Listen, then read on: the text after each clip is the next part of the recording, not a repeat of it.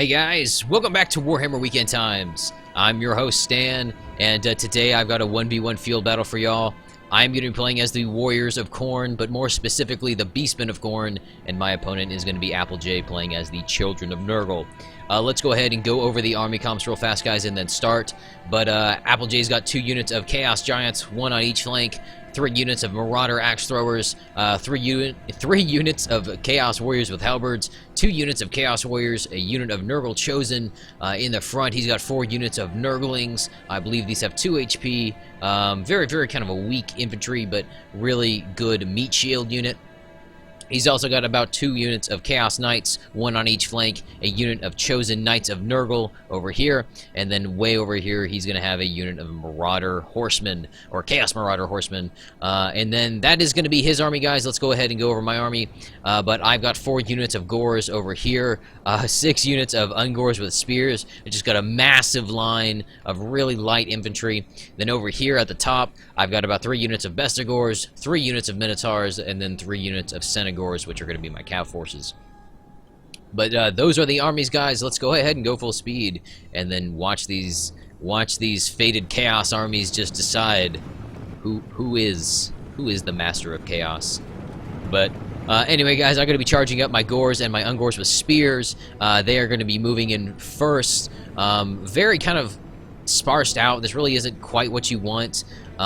This was honestly not a very good idea on my part because it leaves my entire right flank extremely open to cav charges, to his infantry. I am going to engage with my Gores against his Nurglings, but they're already wavering, no doubt, to the presence of his Chaos Giants right over there, and maybe even to the Chaos Warriors over here. But he's going to be moving his Nurglings up into key positions and kind of keeping most of my infantry corps away from his lines. Now over here, I am going to charge in with some of my really elite forces. My Minotaurs are going to no doubt make very short work of these Nurglings. You can see a lot of them getting thrown up into the air, thrown back by their really high charge bonus. And my Bestigors are going to be behind them, supplementing and supporting those Minotaurs. Now, Minotaurs are going to be really the bread and butter of my entire army.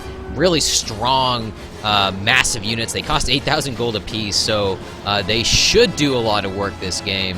But my Bestigors are really there just to kind of support them. They are going to be multiple HP. They're going to have better morale than most of the other Beastmen units. Certainly the best just kind of conventional Beastmen, infantry unit that you can really bring right now.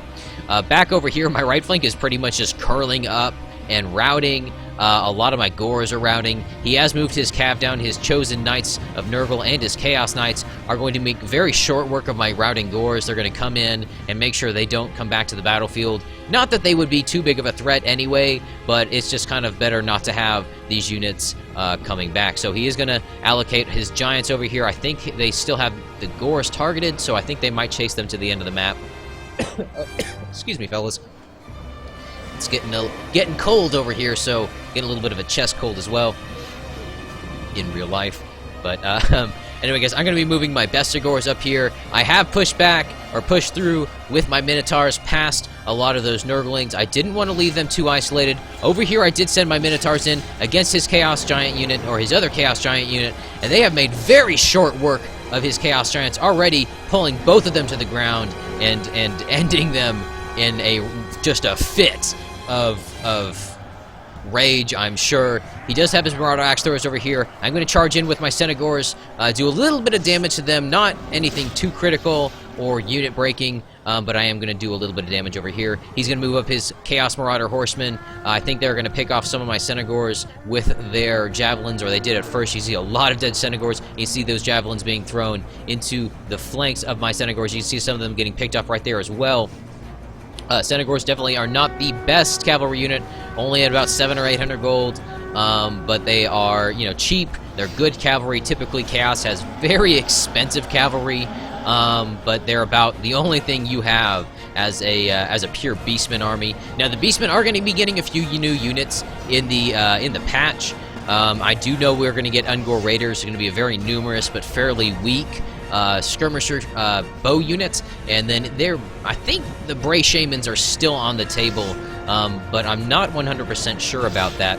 Now over here, he is going to be moving his cav in. Typically, you don't want to have your cav just kind of sitting in melee combat against Minotaurs, but he's actually keeping them close enough together where they're going to be able to kind of stun lock some of the Minotaurs from being able to do too much damage. Now, the Minotaurs are still going to be able to lash out. He hasn't really fully enswarmed them. They do have kind of an outcrop on the outside of that unit. Now, if he pushes all these forward and isolates them where 3 or 4 of his horsemen are striking at them at one point, they are going to get stun locked, and that kind of is the only way that you can deal with these really large, monstrous infantry units. As you saw earlier, those giants went down in almost no time at all.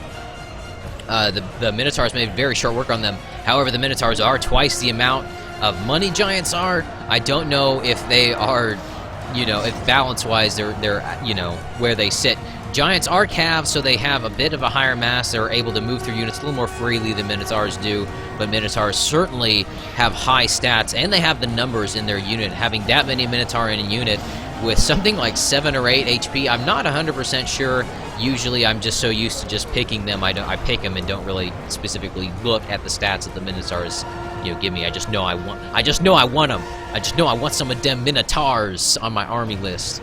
But he is going to have his Marauder Axe Throwers in a good position to fire into my Minotaurs. Now, over here, this is kind of what I was talking about. He is starting to isolate my Minotaurs a little more. This guy over here, he's getting stun locked. He's not really able to get any swings off. You see him trying to reel back to swing and hit, but these all these Chaos Knights and Chosen are going to be able to pick off these Minotaurs. Now, while they're not going to be able to just like end them in 1 or 2 swings, it is going to be kind of a slow grind, but unless I reinforce something into this big mass over here, like my Bestigors, which I think I'm sending them up right now, I probably would have lost this whole Minotaur unit over time, just from the fact that I wouldn't have been able to have any kind of retaliatory strikes against his knights, or at least not enough to carve through that unit. And by the time I may have been able to, I probably would have lost a lot of my Minotaurs. Now, over here, their morale is still pretty good. I saw someone was shaken, but that could have been the Marauder Horsemen. I think, let me see. Nope, Chaos Horse, Marauder Horsemen are not shaken. They're eager. Someone looked like someone who was their morale was wavering just a little bit in that kind of mass over here. But the battle lines have kind of changed just a little bit.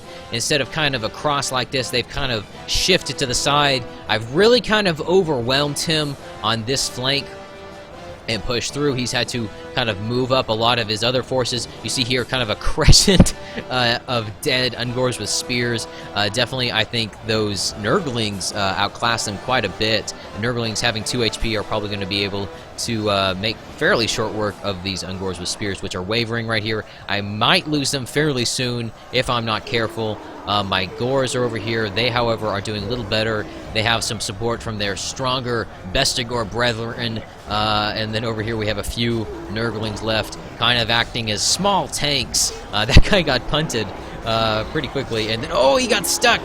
He got stuck like a little Nurgling. But the Nurgle Chosen, no doubt, are not going to let something like that go unrepented. After all, Nurgle does care for his minions more than any of the other chaos entities do. So over here, my Minotaurs are kind of isolated, and I think I'm starting to lose number on them. I've got 12 now, so I think I've lost about 3. Well, that doesn't sound like much. That is about 1/5 of the unit has gone away, and pretty much just by this tactic of being able to stun lock them, you can see them just getting just kind of caught in place. Now, he did get a really nice swing there. This guy did. I don't know what we'd name him. We'd name him Old Four Horns because he's got 4 horns, but I guess all the best horns do too when you really think about it.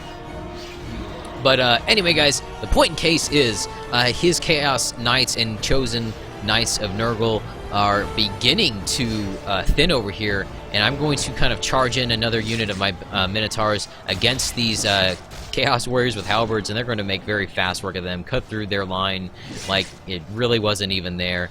Minotaurs are just absolute beasts on the battlefield, but you kind of expect them to be when you dump over 20,000 gold. More than half of your entire army funds into 3 units. You really want to make them work for that money. I think even at the end of this game, I don't think they actually get their money's worth, but it's kind of, like, you have to kind of think of it that even though they don't directly get those kills, they were able to stop enough of the other forces of his army to allow other units to get more kills. I think my Vestigors actually get a pretty decent amount of kills at the end as well. But my point being that actually right here, he kind of wants to move his cav out of this engagement. He's starting to lose this engagement. I am moving my Minotaurs in. I am beginning to kind of chew away into his cavalry. And he had an advantage there for a little while, but it began to diminish as soon as I got my Vestigors and other unit of Minotaurs in there. So he kind of want to keep them a little more mobile at that point. Now, charging in with Nurgle cavalry is not that effective, especially against Minotaurs. These giant, stronger units like this, you can typically countercharge a cav unit and sometimes come out on top and just destroy the unit. Typically, I think it might be because they have such high mass. I'm not 100% sure, or that they're just, you know, such a tough unit. But my Vestigors would have been a good target.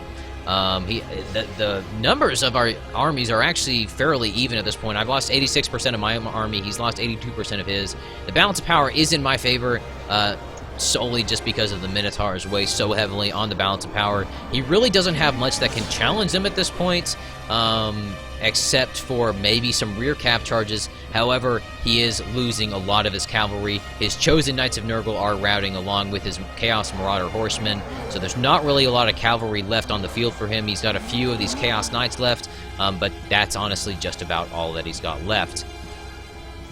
I think I am pursuing his Chaos Knights with my Minotaur, where they still have him targeted, but I believe way out over here, his Chaos Giants from earlier are coming out of the forest. They had chased away a lot of my weaker Ungor with spear units, but now they are going to join the fray. Maybe a little bit late. They honestly, the other giant unit didn't really get too much of a moment to shine. I think I lost a few Minotaurs to that giant unit, but not very many. I am going to try and charge into these giants. It looks like he may have had reallocated them to attack my Minotaurs, because he should have been able to just slip right through. But they are going to start attacking the Minotaurs very aggressively. I'm going to lose a Minotaur right there. My other Minotaurs are going to charge in, though, and get a really good charge bonus in on these Giants. They are going to start swarming them again. The Giants aren't going to really get stun locked that effectively, but look at how many Minotaurs I'm throwing his way. Sending, I think, all of my Minotaurs that I have over here. Maybe there's one over... I think there's a unit of Minotaurs that's still over here, but his Giants are gone that quick. That's a good way to deal with giants, folks. If you ever have like an ogre or a minotaur unit, send those in to deal with the giants. They can very quickly dispatch the giants. I think I only lost like one minotaur to that unit of giants, so that's a 4,000 gold unit just absolutely just extinguished very quickly. A couple Chaos Warriors are going to be charging out against my Minotaurs, but very quickly they're going to get devoured, no less. Oh, he's really just... That Chaos Warrior's a badass. He's like, not today! But my Minotaurs, I think I'm going to try and push them past these two Chaos Warriors and into the rest of the fray. Now, I don't have any Vestigors left. This is pretty much all I've got left of my Vestigors. I don't think I have any of my Ungor units left at all, or my regular Gors. Just a few Vestigors and my Minotaurs. This has kind of been where his cav would have been really good if he was able to kind of hold on to a lot of it. Or more of them, if they hadn't gotten quite so involved against the engagement against my Minotaurs.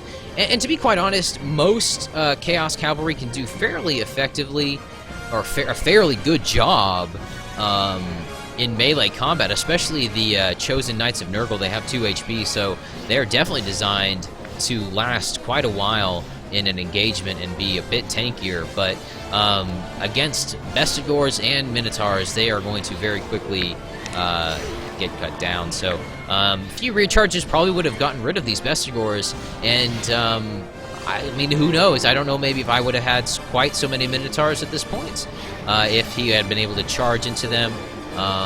Chaos Cavalry is very slow, so it's kind of a hard call, but I do have quite a few of my Minotaurs left. I've got 13 in this unit and 10 in another, and then 15 in one. So I've lost like 7 Minotaurs. Not that many Minotaurs, but they've definitely done a good job. So kind of at this point, there's really not much Applejack can do. It's kind of just a melee engagement to the end. His Chaos Warriors are going to very bravely be fighting against these vicious Cornish Minotaurs. That's kind of a tongue twister. But my Bestigors are going to be doing a little bit of damage here.